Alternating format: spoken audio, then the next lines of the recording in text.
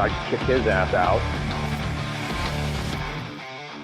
Pac-12 sucks. Good morning. Welcome into the Out of Bounds Show. They got Muschamped. It is that time. Ooh, baby. Bartoo's Bangers, brought to you by Pearl River Resort, the beautiful Golden Moon Casino. Inside there, the Timeout Lounge Sportsbook, full bar and food menu. Full bar and food menu. Book your stay and play right now. Award-winning golf, Dancing Rabbit Golf Club, PearlRiverResort.com. Get that guy drunk. I bet he'd fight everybody. We welcome in Dave Bartoo, Bartoo's Bangers on the Out of Bounds Show. Good morning, Sunshine. Dude, how's my favorite Mississippi fluffer? Well, I feel pretty good about it. You know, you and I had a great hour and 15-minute conversation on Saturday. You basically drove me into Starkville, and I appreciate it because I love you and you're a friend. But we were talking about all kinds of different things. And, you know, the one thing that, and we're going to hit on several South Carolina in a minute, but the one thing we talked about is, you know, national championship teams and how difficult it is now, Bartoo, with the portal to handicap or project what could happen because of the shakeup in college football. How do you see it? Well, I don't know if it's the portal so much in that most of your top 10 recruiters, high school recruiters, are good. Most of them have good offenses and good defenses and good staffing, right? I mean, the hallmark of a national championship team is a top 10 high school recruiter the last 4 years, right? And a offensive coordinator, 3.5 stars or better, defensive coordinator, 3.5 stars or better, right? According to the way, you know, my company ranks careers for coaches. And usually, you know, last year there were 5 teams that checked all the boxes, right? Top 10 recruiter, had a good OC, had a good DC, and in 2023 had a really good offensive, defensive scoring efficiency combination. Ohio State, Texas, Oregon, Notre Dame, and Georgia. Those were your 5 national championship contenders last year. And usually the group that checks all the boxes is like 3, 4, 5 teams. This year, almost all your top 10 recruiters are there, right? You know, Georgia, Alabama, you know, all these teams had really good seasons last year. You know, now throw out LSU because their coaching staff and their performance last year was one of the worst amongst top 10 recruiters. But outside of that, everybody's in it. And I don't think anybody would argue that depth is low now with NIL.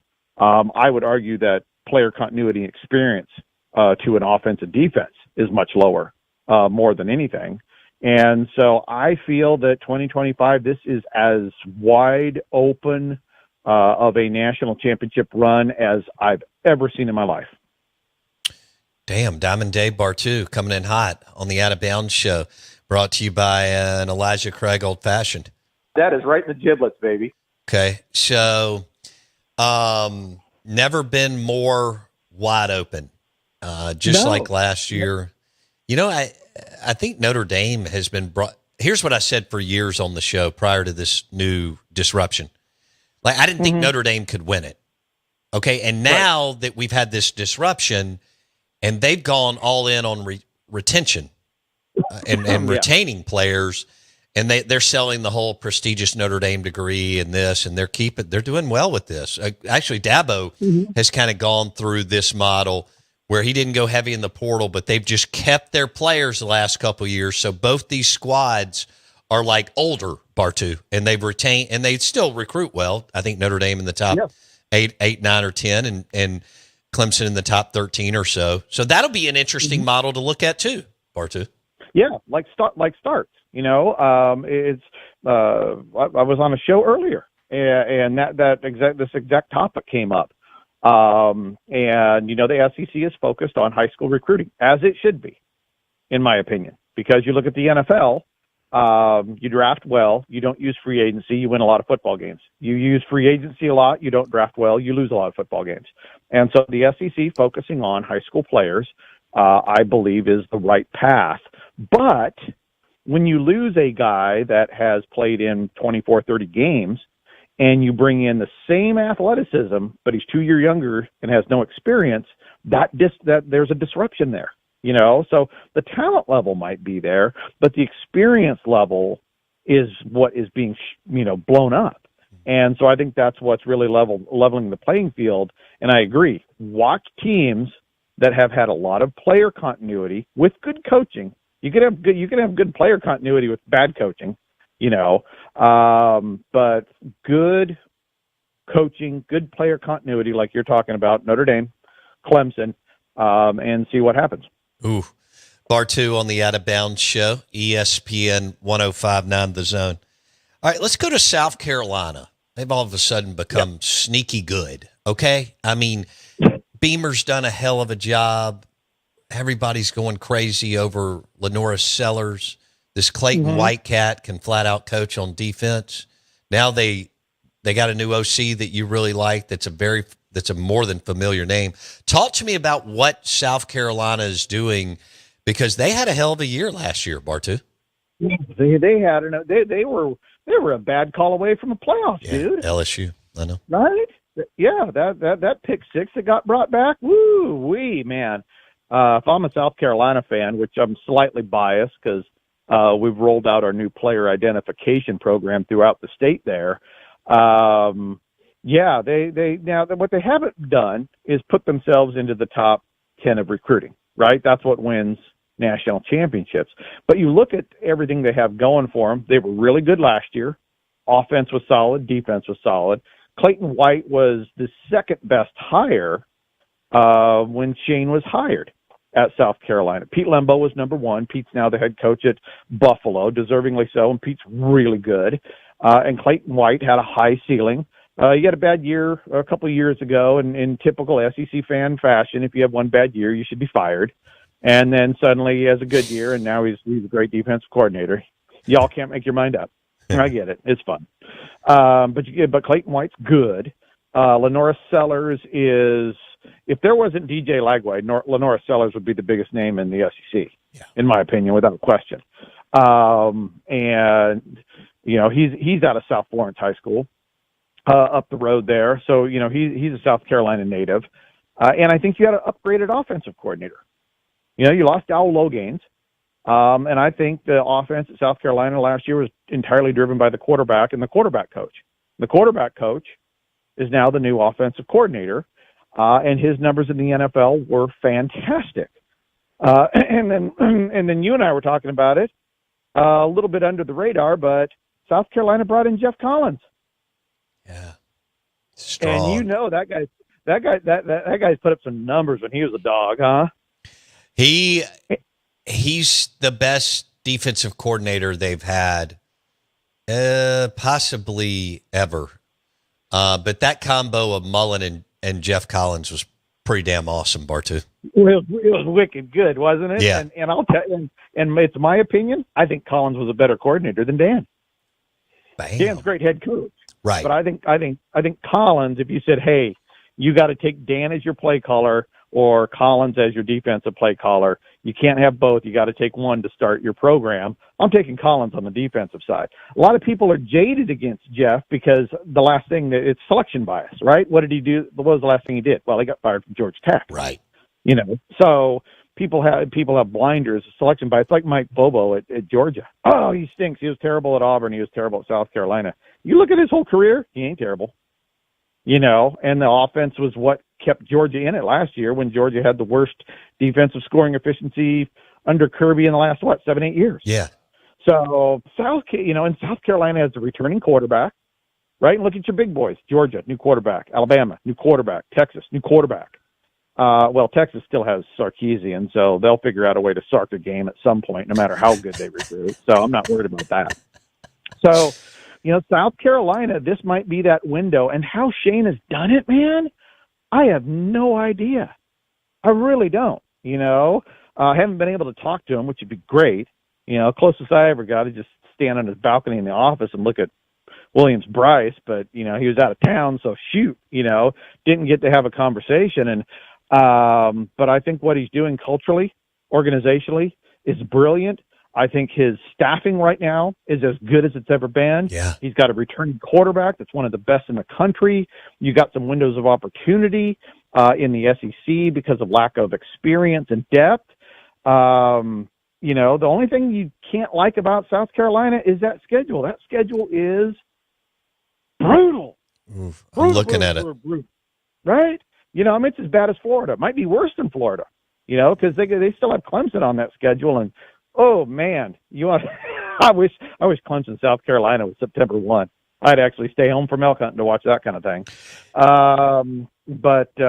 No, I think of all the teams out there that, quote unquote, the not top 20 recruiter dark horse in the SEC, everybody talks about Florida, which I do love me some Gators, but I really like the Gamecocks and what they're bringing to the table this year with Shula and White and Beamer and Sellers coming back. Man, Shane's done a really good job. I didn't see it coming, and give him, props like Bartoo's said he's just staffing better and better and upgraded on offense. And he's got Clayton White and Jeff Collins on the defensive side of the football. I mean, that could be a game for him. Oh God, that's just it's just tasty, right? I mean, it's just like that's what you hope for. It'd be like it feels like Lenora Sellers getting backed up by DJ Lagway. It's like if he goes down, that's cool. We got another guy coming right in. It ain't no big deal. What amazes me though is that I didn't realize this last year, and when Low Gaines went to App State, I was like, good luck with that, App State. Because I think Sellers made Low Gaines look awesome, because Low Gaines in the NFL was bottom 5 offensive play caller in the last 25 years. Wow. Just terrible. Just terrible, and it worked out last year. And so I give credit to Sellers, just like I give credit to Arizona State. I don't give it to Arroyo. His floor is worse in NCAA. I think Sam Levitt might be the best NFL quarterback in college football right now in the future. So when Low Gaines left, though, to go to App State, I got a call from South Carolina, and they're like, hey, what do you think about going next man up? I'm like, what are you talking about next man up? They're like, well, we got Shula here. Shula's quarterback coach is Sellers all year. And I'm like, okay, let me get my NFL charts out. And Shula, and a lot of people go, well, he had Cam Newton at Carolina. Okay, I get that. Cam Newton made everybody look really good for a long time. But Shula has a top 5 scoring efficiency, 25 scoring efficiency number in the NFL in the last 25 years. Okay, he's right up there with a Chip Kelly. Wow. So I think South Carolina, him being Sellers' quarterback coach, then naturally coming into the offensive coordinator position, I do believe South Carolina upgraded at that, right? You got a quarterback coming back with more experience, and I would take Shula every day and twice on Sunday over Low Gaines. So Shane stepped in it. I didn't even realize Shula was there, and boom. It's like me bringing up Collins to you. You didn't even realize Collins went to South Carolina. And, yeah, Shane's pulling some levers. He's doing some right things right now, and it's pretty impressive. All right, Dave Bartoo on the Out of Bounds show. Bartoo's Bangers, brought to you by Pearl River Resort and the Golden Moon Casino Sportsbook and Lounge. Do you think because of this disruption, Bartoo, in football the last 2 to 3 years, do you think it's even more difficult to bet the games today or no? I don't know about betting the games. I still think there's patterns to it. I think that it could be more difficult maybe on to me, like the national championship, I wouldn't bet on anybody. I don't know where that's going to go. I just wouldn't bet LSU and Ohio State. But everybody else is kind of on the board. But betting the games, I still think it just comes down to knowing your teams better than the book, and doing a proper evaluation of them. But I don't think much has changed there, in terms of how people prepare to bet football. Oh, what'd you ask? All right. What about the people setting the lines? Is it, because of the roster turnover and so many of these teams that we follow are adding 40 to 60 new players a year. In fact, the three teams in this state, for example, I know they're all in different spots, but Ole Miss, Southern Miss, and Mississippi State all added or whatever, rotate about 58 to 60 new players a team. But let's just take across the country. There were a bunch who have 40 to 60 new players. Do you think it makes it more difficult for the house? Yeah, I think it certainly makes it more difficult for the house early on. That's why I think you got to get him in September, right? Okay. To me, your best chance to beat the house is September. October is better than November. It just starts to slide. It just gets tougher, right? As these guys get dialed in. I'll give you a really good example though of how the transfer portal, in terms of odds makers, has affected the SEC. Okay. In the last 3 years, 22, 23, 24, if you blindly bet all 14 team total unders in the SEC in 22, all 14 in 2023, all 16 in 2024. Okay. If you blindly bet all the unders, you'd be up money every year. Okay. So the books were overvaluing the SEC and they were performing under. This year, almost the win totals this year for SEC teams are almost a full game under where it was last year per team. Okay. And you've seen everybody talk about it. The 10.5 is 9.5, the 9.5 is 8.5. The 4.5 at Mississippi State's 3.5. Everybody's down almost a full game. Still the most talented conference in the country by a country mile, but the odds makers are saying these teams are just much more even and worse than they used to be as a composite. So I think that kind of tells you where the odds makers see this thing as much more of a level playing field because of the lack of experience and all the guys moving around. Okay. Wow. So if you'd have blindly bet the under 22, 23, and 24, you'd be up money. You'd be up money in the SEC. Damn. Now, I would love to know. So my question would be, did you guys, because the SEC is the most heavily bet conference in the country, okay? Did you guys juice the numbers knowing these people would bet the over so you could take their money? Or were those realistic lines and the SEC just has simply been underperforming the expectations of the odds makers? Because they're smart. They may make a line, but what the line that they post isn't necessarily what they calculate. They'll go and go, well, something, Bo is a Mississippi State honk, so we're going to give him, we're going to give him 4.5 for the total because we know he's going to bet over, even though we only have it calculated at 3.5. Right? There's a psychology to being a smart. There's being an odds maker, and then there's posting a line is two different things. Fair enough. So but I think the SEC as a whole is simply down across the board, and it's much more of a level playing field when you simply look at the totals this year versus last year. Okay. All right. Bartoo's Bangers on the Out of Bounds show, brought to you by the Golden Moon Casino.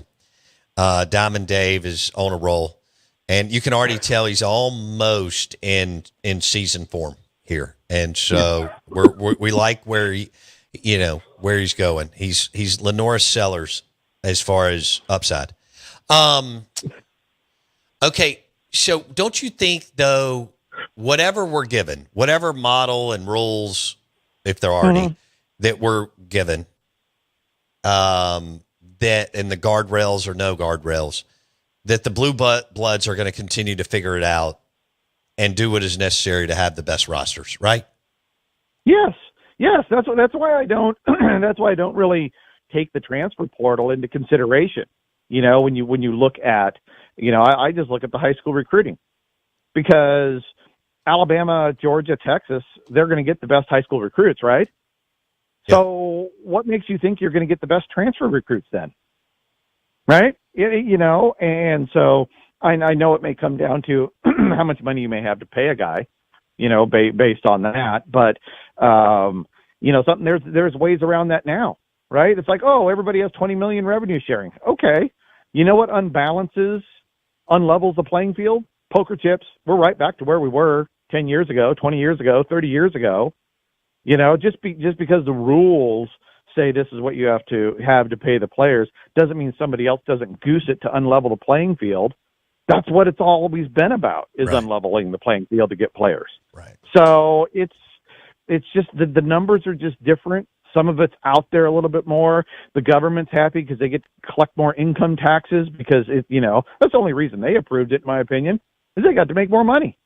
Why else would they deal with it unless they're making more money? So, no, back to your question, the big brands still get the big players, and to get yourself into a top 10, top 15, top 20 spot, I think you got to catch lightning in a bottle, and staying there, like Oregon, unless you got a multi-billionaire that's willing to just pour money after money after money into your program, it is literally impossible to stay there. Only Oregon. Can you think of anybody else that has come out of nowhere and stuck? Clemson? Yeah. Clemson used to recruit in the 30s about 20 years ago. Now they're in the 15s. Ducks recruited in the 30s or so. Now they're in the 10s and 15s.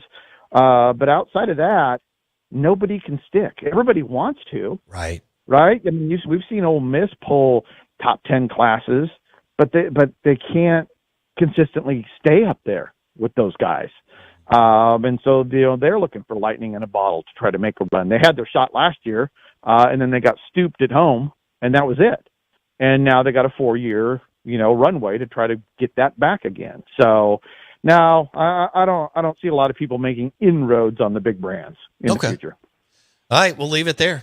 Diamond Dave Bartoo, Bartoo's Bangers, brought to you by Pearl River Resort and the Golden Moon Casino Sportsbook. So, are you going to wrestle a bear or something at lunch? What's happening today? No. As soon as I'm done here, though, it's almost elk season, dude. It's I'm in preseason workouts, man. I'll be in the garage, in the gym as soon as I'm done here, and I'm going to be putting up trail cams. I got a 7.5 hour drive on Wednesday to where I hunt. And so I have 5 spots that I always keep an eye on during August. So I'll be out there and hopefully not wrestling any wolves or mountain lions while I'm out there, but that's just part of the game. Ooh, so tasty and ironic. All right. Love you, buddy. See ya. Be good. Take it easy, bro. Thank you. Have fun. Hot take. Bartoo. I think I didn't want to give him props while he was on, but he's in midseason form. I mean, this guy is locked in. He's like a bad drinking game. It just won't end. All right, good show today. Love it. Everything will be on Spotify and Apple Podcast. Search Out of Bounds with Bo Bounds. So we had Tom Luganville on, heavy SEC college football. Steve Robertson talking about the rebuild in Starkville, and can they turn the corner? Can Levy and Hutzler turn the corner in Chapin and Selman? And then Bartoo talking national championship profiles and South Carolina and sports betting. We'll see you tomorrow.